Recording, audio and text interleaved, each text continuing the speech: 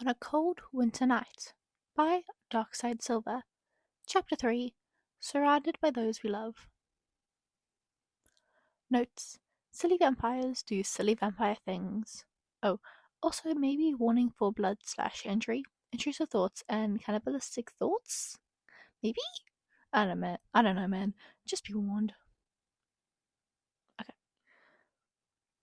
Avid was alive. Avid was alive. The truth hadn't really sunk in until morning, when Shelby woke up with a start, bolted upright in bed, feeling a phantom of a heartbeat pounding against her ribs. Drift woke up next to her, sitting back on her knees and rubbing her eyes tiredly. Avid's alive. Shelby grabbed her partner by the hands and practically dragged her out of bed. Drift nearly fell face down as she was unceremoniously yanked off the mattress.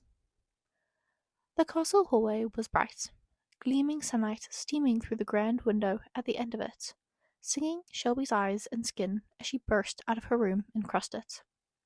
Avid? Avid! She started banging on Scott's door, surely waking every other being in the castle, but not caring for a moment. Because Avid was alive. Her fledgling, her best friend. He was alive. He was taller, somehow, and had little black horns and claws and a tail, but it was him. She knew in her heart, in her very soul. She could sense it. It was him. And he answered the door to her frantic knocking, bleary-eyed and still dizzy from sleep. And it was him. His violet eyes, his dusky hair, his stupid face. Avid! She tackled him, sending them both toppling onto the floor, tears stinging at her eyes and laughter bubbling past her lips.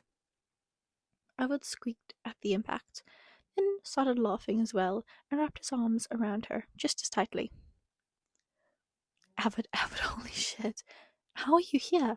How are you alive? What happened? Shelby had barely pulled away when Drift joined them, crashing onto the floor and grabbing her friend away, clinging to him. I don't know, Avid laughed, hiccuping past his tears, pulling Drift into a hug as well. I don't know, I'm here.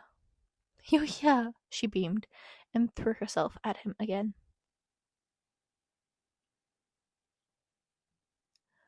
Breakfast was served by Cleo, and eaten before any of them could do anything fun. The curtain had been put up over the ballroom door, preventing them from seeing inside, and the heap of gifts had been moved from the dining room to the larger tree within. Presents were for later in the day, when the vampires had less energy to burn. The 7 of them sat around the dining room table, sharing bottles of blood and uncooked steaks. Abolish had brought his own food from home, thankfully, and energetic conversations updating Avid on what he had missed the last 2 centuries. The forest outside was blanketed in fresh layers of white, piled up in drifts and driven onto the sides of trees by the wind of last night's storm. The fairy lights still glittered in the morning half-light, sparkling bright rainbow colors through tree branches and strung across the streets of Oakhurst. The town was awake quickly and early, bright and shining and ready to celebrate. The castle stayed quiet. It would open later in the evening, an open invitation to the adults of the town to come and celebrate the holidays with their mayor and her wife.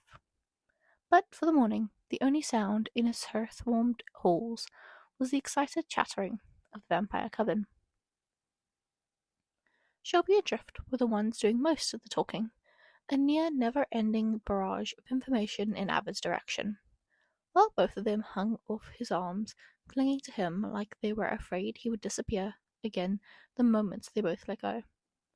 Pearl chimed in every now and then to clarify something or crack a joke and remind everyone that they were there for a party.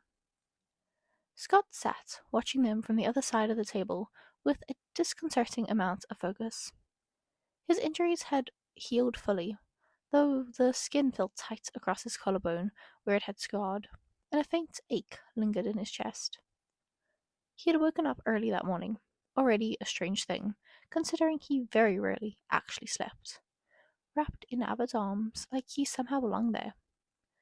Avid was out cold, purring faintly, arms tucked around Scott's shoulders, legs tangled together, his tail wrapped around of Scott his tail wrapped around Scott's ankles, perfectly comfortable and adorably content.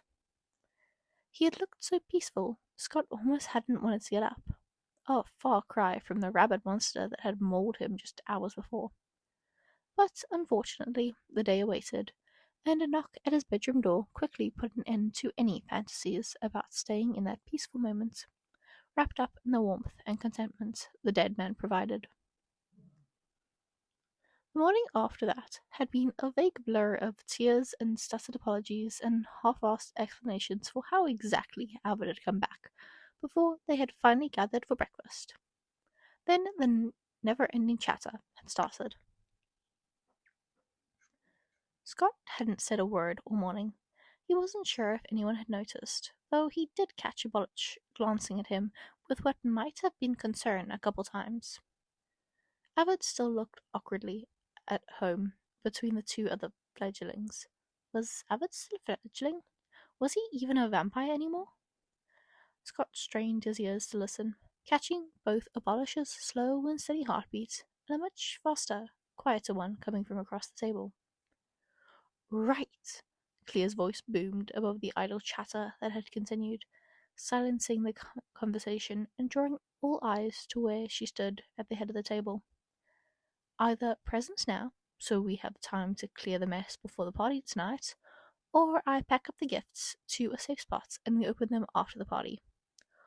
Oh, now, come on! Pearl had jumped up before anyone could protest or argue, skirting around the table and disappearing into the ballroom.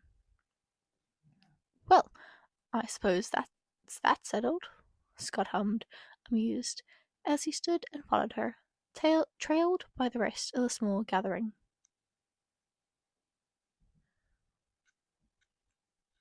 Snow had piled up high across the hills and in the valleys that surrounded Oakhurst, undisturbed even by the small creatures that refused to sleep through the winter. A smooth, perfect white blanket that coated the world like glittering crystal, gleaming in late morning sunlight, sparkling like perfect diamonds between the trees.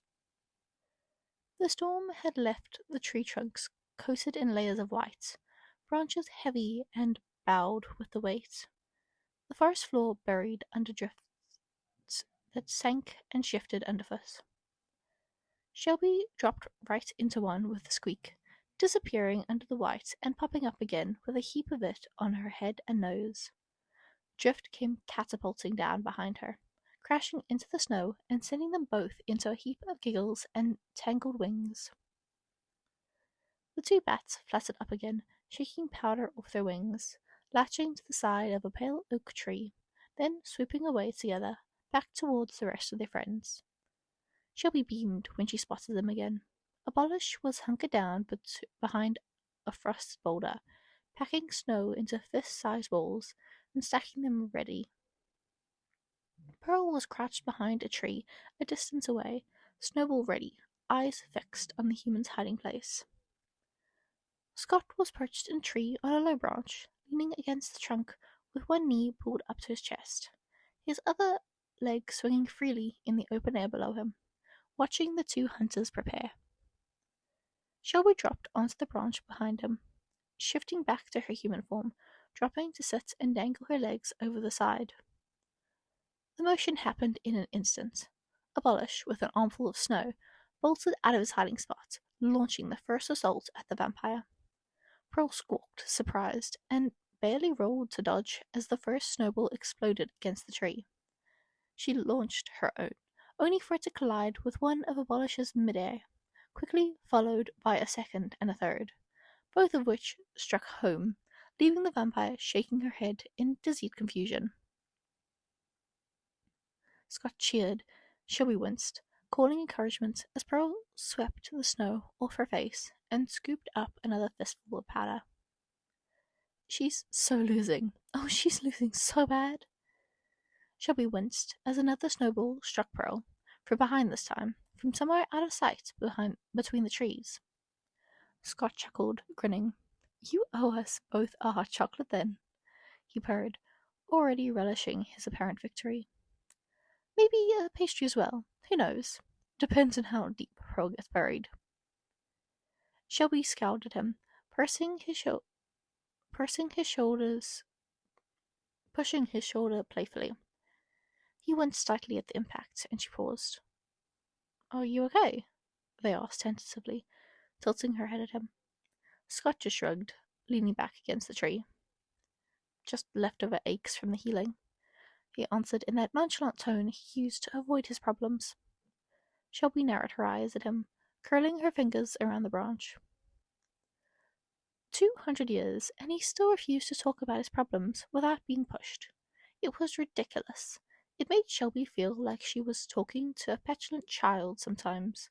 The way she had to phrase everything so carefully just to get a sliver of an explanation from the older vampire. The last time he was going through a depressive episode after a bad breakup, one that ended in him getting wasted and breaking down completely about how unlovable and useless he was. It had taken 3 months to recover from that, and then he went right back to pretending everything was fine and he wasn't secretly dying inside. But there were tells, she had learned, subtle shifts to the way Scott held himself when he was hiding something. The slightest twitch at the corner of his mouth, the subtle crease between his brows, and, most distinctly, the incessant tapping of his fingertips against his upper arms. The way he was sat, one leg drawn up with his arms wrapped around it, one hand rested on the opposite arm, tapping away endlessly, slowly. Scott? Shelby prompted, leaning forward slightly, trying to get a better look at his face. He turned his head to prevent that. Scott, what is it? Is it Avid? He stopped tapping. Are you mad or more upset? His finger tightened around his arm. Shelby watched her friend for a moment. His hand started trembling faintly, tightening on his arm, digging in harder than perhaps he meant. His eyes were fixed on the ground below them, not quite watching the snowball fight, distantly focused on something else. Scott? Hey, come on. Shelby shuffled closer to him, resting a hand on his shoulder. He flinched, pulling away, wiping his head up to glare at her for a moment before his expression softened and he sighed. I don't know what I feel, he admitted at last, slumping against the tree, letting his leg drop and hang over the edge. Part of me is angry. I mean, he tried to kill me, but at the same time, it's Avid. How could I possibly be mad at him? He's been dead hundreds of years. He's not even. He cut himself off, taking in a sharp breath. Shelby shifted closer again, sitting shoulder to shoulder with him. Scott sighed again and leaned into her, resting his head atop theirs. They put an arm around his back, and he let out another huff, sounding far more tired than he had a moment ago. I don't know what I'm feeling, he said quietly. Can you describe it in any other way? Shelby asked, setting her head on his shoulder. There was quiet for a long moment, permeated only by the crunching of snow and laughter of their friends, still pelting each other with snowballs. The fight had taken them further into the trees, out of sight of the pair sat in the branches. But Shelby could hear them. Drift and Cleo had both joined in, seemingly on a third side of their own. If Pearl's indignant shouting was anything to go off of. I feel sick, Scott said at last, pressing just slightly closer to her. I feel nauseous every time I think about him, and it's warm, kind of, like the same way I feel when I look at you or Drift, but like more. I don't know. Shelby hummed, lifting her hand to hold his shoulder in a half hug. I'm happy to see him. Of course I am. How could I not be? Scott went on, voice pitching slightly. I can't stand the idea of actually talking to him. Oh, well, no, that's not right, he sighed, pulling away suddenly. Shelby let him, sitting up straight to herself, and gave him a curious look. I cried when I saw him, he admitted sheepishly, glancing away. I broke down right in front of him when I woke up. That's not a surprise. Shelby chuckled a little. Both she and Drift had done the same thing that very morning, collapsing into a heap on the floor and clinging to him like their lives depended on it. She felt a little silly for it now, but she didn't regret it at all. Avid deserved to know how much they missed him. He probably cried too, right? She guessed, and Scott snorted, quickly covering it with a cough. He did. He sat by the fire for a while. Just to sit, he said, a fondness in his voice, usually reserved only for Shelby. They swore his cheeks turned pink for a moment before he cleared his throat and recovered from the momentary softness. I honestly thought I'd feel more seeing him again. More? Shelby cocked her head. Somewhere she heard Drift shout in surprise, followed by Cleo's maniacal cackle. Scott shrugged. I spent so long crying about him, so long grieving, missing him, wishing I had more time with him. He sighed again, fidgeting with the ends of his sleeves. And then I saw him again, and I expected to feel something. Relief, pain, anger, joy, anything. And I just didn't. Shelby frowned, tilting her head. Well, that's not true. You clearly felt something if you broke down. I know, Scott snapped at her very suddenly, throwing his arms out dramatically. I don't fucking know what. God, why is this so damn difficult? He tossed his head back, throwing his arms over his face, and let himself fall backwards out of the tree. He landed with a thump in the snow, and let out a loud groan, less from pain and more from frustration. Shelby dropped out of the tree with far more grace and stood over him for a moment. He simply lay there in the snow, arms crossed over his face, trembling and rambling on in the most distraught voice Shelby had ever heard from him. I felt so many things, all at once, and none of it makes sense, and I can barely think, and nothing feels normal anymore. Scott, Shelby cut him off, crouching down beside him. She reached out, pulling his arms down. There were tears in his eyes, not quite falling, but getting close. Sit up. Give me a hug, she ordered. Scott sniffled, then pushed himself up to sit, not looking at her. Shelby shuffled in, wrapping her arms around his neck and shoulders. He was quick to move closer, resting his head over her shoulder and wrapping his arms around her, holding a bit tighter than he usually did. I'm so confused, he whispered, voice rough. We'll figure it out, she promised. Scott just sniffled again, pressing his face into her shoulder. She ran a hand up into his hair in response, letting him sit for a moment to calm down. Scott had started falling again. Snow had started falling again. Gentle flakes in little spirals through the air, landing in their hair and on their clothes. A peaceful quiet had settled over the forest of Oakhurst, a gentle breeze rustling the pines, sending showers of snow off bowing branches.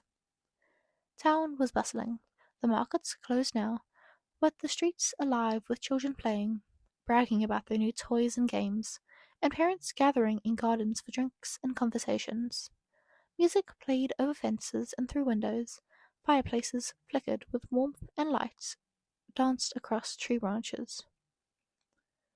Up in the castle, 5 vampires returned to the warmth of their nest, covered in snow and soaked to the skin. Abolish was near enough bone dry, save for a single snowball thrown by Cleo that had connected with his chest. Avid watched them from the window as the group of 6 crossed the bridge, laughing and playfully shoving each other. He watched Pearl shove Drift over, only to be dragged down with her into the snow in a giggling heap. He watched Shelby dance around, helping Drift to stand as Cleo fussed over Pearl. Saw Scott's lips move, some snarky remark that was answered with more laughter from the group, and some sarcastic comments and rolled eyes from Abolish. He watched them all pause at the door, still chatting, still smiling, still perfectly happy without him there. It was nice, he had to admit, to be fussed over by both Shelby and Drift. All morning the two had clung to him, talking his ears off about things he barely understood. Something about phones, the city, cars, something called a movie that they said they'd show him later on. But the moment Pearl had suggested they head out for some fun in the snow, he had been let go and left behind. Cleo said it was too risky, that he could be seen. It was a lot easier for a vampire to hide than whatever he was. He ran his hand up over his horn again and flicked his tail. It felt natural to have both. The odd shadows that clung to his skin like a rot that never came off. He had spent the earlier half of his time alone trying to scrub it away, to the point that he'd scratched the skin on his hand and chipped one of his claws with the force he was using. It had healed instantly, but the sting of it remained. It all felt natural, like he had always had them, always been this awful thing, a monster. Maybe he had. The blood on his hands had felt good before. It was warm, welcome, and smelled saccharinely sweet, as sick as that thought made him feel. It was fun to hurt someone. He found himself staring at Scott an awful lot, watching the elder vampire, that untouchable force of nature, that terrifying creature of the night, who had somehow, despite his best efforts, claimed ownership of Abbott's heart. He was laughing, not the polite laughter he shared with the coven before, or the falsified, forced mockery he often used. No, he was laughing, genuinely cackling over something Shelby had said. Shelby, evidently, hadn't meant it as a joke, yelling at Scott and playfully punching his shoulder. Avid tensed slightly when she did that, only to relax as Scott returned the gesture in kind, still grinning brightly. He was so utterly perfect. Still that same elegant, beautiful face, those bright crimson eyes with their faint pinkish hue, soft swooping bangs and delicate white waves around his shoulders, a deceptively innocent face, round cheeks, and pink-tinted lips. And he was smiling, so brightly, so freely, in a way that Abbott could never have imagined. His eyes turned upwards for a moment, his smile faltering just barely, spotting the creature crouched in the castle window. Abbott almost shrank away, stopping when he saw the warm look Scott was giving him. His smile was softening into something awfully dear, something that made warmth blossom in Abbott's chest. He stopped skipping a beat for a moment before Scott turned back to his conversation with the group. He curled his claws instinctively into the seat he was perched on, staring at the elder vampire, captivated for a moment. Something twisted in his stomach, something hungry, and he pulled himself away from the window. He felt sick at the thought, the memory of blood against his claws, soaking pristine snow, iron on his tongue, soft lips pressing on his for just barely a moment. A limp body lying under him, unresponsive, unmoving, torn and sundered and beautifully bloodied. His stomach growled and he stopped. Iron sweet on his tongue, blood coating his claws, that perfect form under him, torn to pieces. Scott had always looked good in red. No, damn it, stop that. Avid growled to himself, running his human hand up through his hair and tugging at it. The pain stalled his thoughts for a moment, and he sighed, relaxing his grip. His stomach growled again, and he grimaced. Avid? Shelby's voice carried from down the hall, melodic in its tone, a comfortingly familiar. I'm here, he called back, turning the corner. Shelby lit up when she saw him, rushing forward and wrapping him up in a tight hug. She was icily cold and soaked to the skin, but grinning and purring loudly as she stepped back again. Hey again, sorry, I've gotta get changed, but we're gonna watch a movie before the party tonight, so get ready. They hugged him quickly again, then retreated, disappearing into the room she was sharing with Drift. Scott had come up the stairs as well, watching Shelby and Drift both vanish into their room with a fond smile on his face. He paused outside his own room, eyes shifting to Avid, his smile disappearing into a more thoughtful look. Avid curled his tail around his leg and shrank back a bit, trying to ignore the churning in his stomach, the sudden desperation to be anywhere but there. Give me 5 minutes, then come in, Scott said simply, not so much a command as an offer, though he didn't give Avid time to respond or consider before disappearing into his room. Avid caught Abolish staring at him from the far end of the hall, the same cold, controlled expression he always had, a silent warning. Avid swallowed and nodded. Abolish nodded back, then disappeared as well, leaving the demon alone in the hallway, greatly reconsidering all of his life choices. 5 minutes passed by, then a sixth, then a seventh. Avid watched the grandfather clock in the hallway, pacing fervently, fidgeting with his sleeves anxiously, trying to drown out the awful ideas that kept popping into his head. Images of Scott bloodied again, teeth marks marring his perfect skin, blood trailing from his lips, chest torn open and heart exposed for Avid's teeth to sink into. Avid? Scott's voice made him freeze, heart pounding in his chest. I said come in. The vampire's tone was sharper this time, much more demanding. Avid curled his tail and swallowed hard, flattening his ears, hoping he could somehow drown out the ideas. Footsteps stopped his thoughts dead, as hands came up around his waist, wrapping around his chest and pulling him into a gentle hug. Avid, I want to talk to you, Scott said, voice soft by the demon's ear, breath warm on the back of his neck. Avid's stomach growled. Scott made a short, mildly amused humming sound, then released him from the embrace. Come on, he coaxed, stepping to Avid's side. I won't let you kill me. You know, you couldn't even if you tried, he teased, flicking a finger up the side of Avid's jaw. Avid's face flushed red, and he flinched away, lashing his tail once. I could, he muttered, slightly embarrassed. He almost had. He could do it again. He should do it again. Tear into him, devour his flesh, keep him all for himself. Stop it, he hissed, turning his head away sharply. Stop what? Scott asked, still looking at him expectantly. No, not you, sorry, he stammered, pulling further away from the vampire. I didn't mean to say that. I was just, You want to kill me? Scott asked, cocking his head to one side. He wasn't actually expecting an answer. He already knew what Avid wanted, but the demon nodded anyway, biting the inside of his mouth. Scott just sighed, long and heavy, then grabbed Avid by the hand.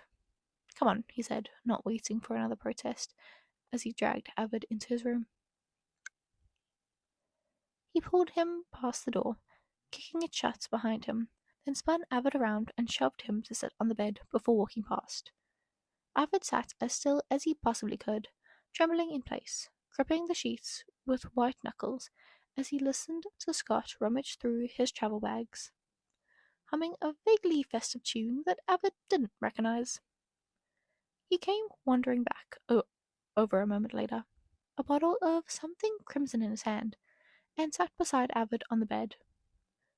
I'm not upset at you, he said, his voice sweetly soft. Avid's face burned slightly red, again, at his tone. I mean, I was starving when I woke up, so it stands that you would be too. He smiled at the demon, taking his hand and placing the bottle into it. Avid stared at it for a moment. It was blood, obviously, but it was slightly thicker and far darker than any animal's blood he had drunk before. He popped the cork, sniffing the blood, then froze. He knew that smell. His heart skipped, and he started to pound, his stomach churning and growling as a stab of painful hunger struck him.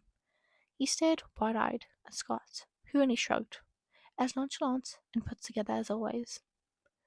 This is as close as I'm willing to let you get to eating me, he hummed, reaching up and twirling a lock of Avid's hair around his fingers. He paused for a moment, resting his hand on Avid's face, a teasing smirk creeping up across his lips. Maybe one day you can have a bite directly, he purred, leaning closer. Avid's face burned hot, turning a shade of red he was sure hadn't been seen before, and Scott chuckled, a sweet and charmed sound utterly enamored with this strange little creature in his room. Drink, then come downstairs. We'll be waiting, he purred. He leaned in, planting a soft kiss on Avid's forehead, then another on his cheek, before standing and heading for the door. He paused just before opening it, glancing back over his shoulders. I missed you, Avid. I'm very happy you're here. Avid just nodded, too stunned to speak, afraid that if he did, he'd admit to the awful ideas racing through his mind. Downstairs, the group had already gathered in one of the lounges. Drift waited outside to fetch Avid when he finally calmed down enough to join them. The lounge had been transformed, a projector and a screen set up on the wall, the floor coated in pillows and blankets in a makeshift fort where the group had already gathered with bottles of wine and trays of snacks to share. Avid settled right beside Scott, with Drift on his other side and Shelby on hers. Abolish seemed perfectly comfortable to lean against Scott, and the older vampire had an arm around him in return, while Pearl and Cleo had their own little spot, cuddled up together. The fireplace in the lounge was burning softly, faint crackling filling the air, mingling with Cleo's muttered curses at trying to make the remote work. Soft purring filled the air, as well as wine was poured, and the movie began. Outside, the snow slowly picked up, coating the ground in fresh layers of crystalline white. Music and laughter rang through the streets of Oakhurst, light flickering in the dancing snow, gathering in the growing dusk. Avid was once again left to himself in the upper floors of the castle that night. Downstairs, the ballroom was filled with guests from the town, carols playing through the fire-warmed halls, warm lights flooding out of the stained glass windows. Mulled wine and a grand banquet shared between friends and families and strangers alike. Snacks laid out across the dining room table, all expertly cooked and prepared by Abolish, though gods know when he found the time. Abbott sat alone in Scott's bedroom, huddled on the floor before the crackling fireplace, wrapped in a blanket and doing his best not to feel utterly miserable.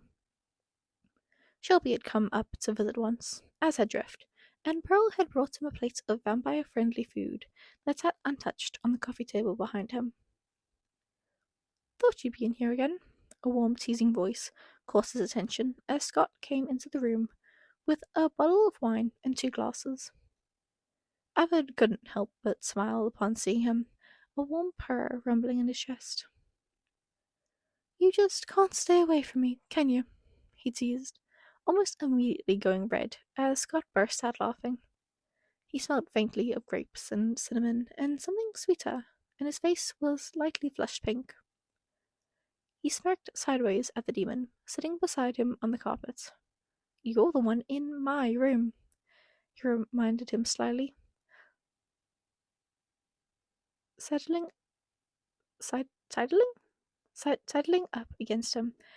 And anyways, I don't care much for those frivolities. I've had more than enough of conversing with strangers for tonight. Ava chuckled, leaning into Scott slightly. Scott leaned back, pouring out a glass of wine for himself, though he seemed to have already had a fair amount. I'm glad you're here, Avid said softly into the quiet, keeping his voice low. Some small nervous part of him hoped Scott hadn't heard, as the elder vampire sipped at his wine and watched the fire crackle. The fire's not cackling. Then he smiled, turning to face Avid with a look so soft and adoring it made his chest ache. I'm glad you're here too, he said, in the same soft tone. He reached out and brushed a stray piece of hair out of Avid's face, tucking it back behind his ear. Avid leaned into the gentle touch, feeling his face burn again. Scott held his face for a moment longer before withdrawing his hand and sipping his wine again. Something was bothering the vampire, that was obvious.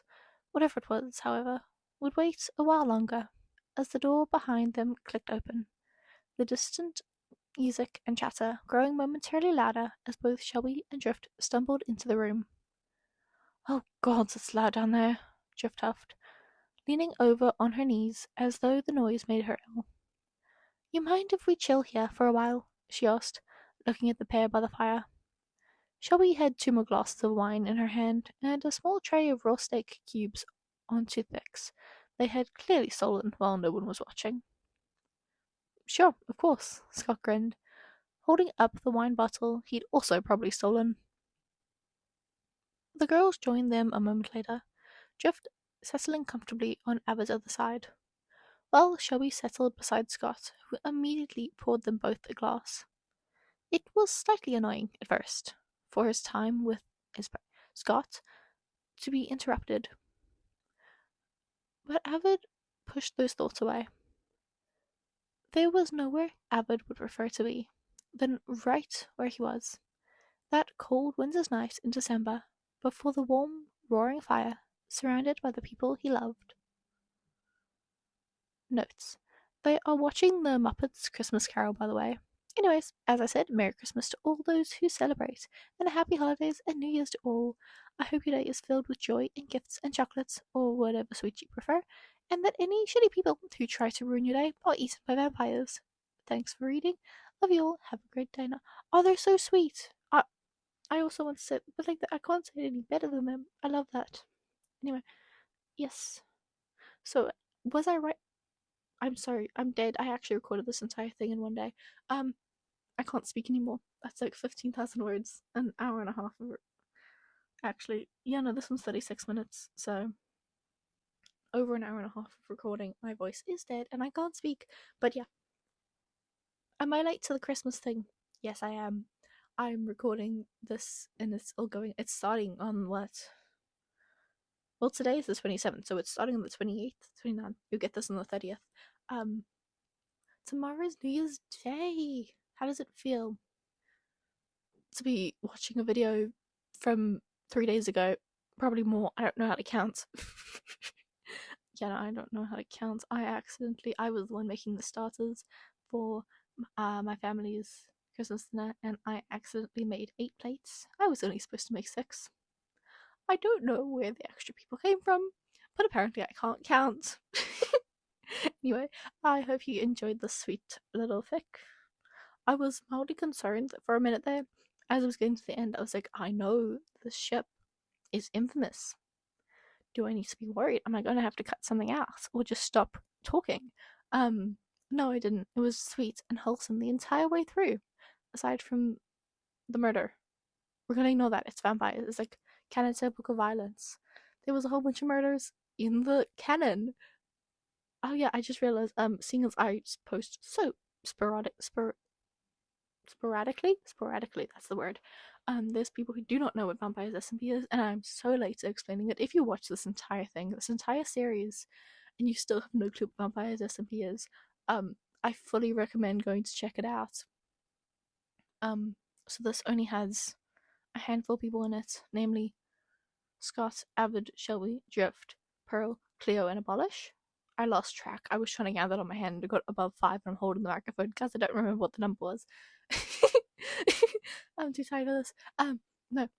Yeah, there is 14 creators and it's a murder. No, it's a technically murder mystery. Except for the fact that the murder victim is now a vampire. So, yeah, just search up Vampires SMP if you don't know what it is. You will find a whole bunch of stuff. And I wish you good luck. Because you're gonna need it. Because it was tragic. And as you watch certain point of views, namely the people who were named here, aside from Abed, all fairly fun. I think. I think Drift's was a little tragic. Shelby's was actually pretty. And anyway, I'm like getting so off topic. Besides the point, I hope you enjoyed this festive little Christmas thing that was late, but at least it came around Christmas time. Like, starting on the 28th, it could have been worse. It was going to come out on the 27th, which is when I'm recording this. Then I realized, oh shoot, I already have a video scheduled to upload on the 27th because it's a Saturday. So now it's started on the 28th. I am going to have a New Year's video for you out tomorrow if I remember to record it. I might just record it now because it's a lot shorter. It's like 2,000 something words. So it's short. It'll be a lovely little one shot. It will not be a series because of New Year's, and it will be a live series. I don't know where this channel's gonna go. Just on the bright side, it'll be a lovely archive of my interests through the time. Anyway, I hope you guys enjoyed this. Tell me what you thought in the comments because I want to know. Is there anybody who watched this whole series and didn't know what Vampire Sesame is? Tell me. I'd love to know. I think it'd be really funny if you watched this entire series and you didn't know what Vampire Sesame was. I've done that before. That's how I got into MCU fics. I don't know any MCU lore. Anyway, that's besides the point. Hope you enjoyed. Tell me what you thought about it in the comments. If you have, oh, I forgot about this. If you have any, if you really want me to read a fic, especially one shots, I will 100% do one shots if they're under like, if they're reasonable one shots. They're not those like 30,000 word one shots and those things. Yeah, I read one shots totally. I don't know why I said totally. I do. Anyway, if you want to recommend a fic, put it in the comments. I will try my best to get around to it. If it's one shots, I can guarantee you it will be read. Granted, they are actual normal one shots. If it's a fic, I think I said I'd do a fic under 20,000 words before. I don't remember. That's my general rule. I should have a post for this and then pin that post. That would be a good idea. Anyway, I hope you guys enjoy. I've said this like 3 times. Tell me what you thought. I hope you guys enjoyed. Oh yeah, Merry Christmas if you celebrate it, and if not, chill. Like, you get the time of year where everything is super colorfully decorated because of other people's holidays. You get time off of school / work, I think, because holiday, whatever. Just take the rest. Take the break. You deserve it. You're dealing in this world. Anyway. Hope you enjoyed it. Bye bye. Oh no, I missed it.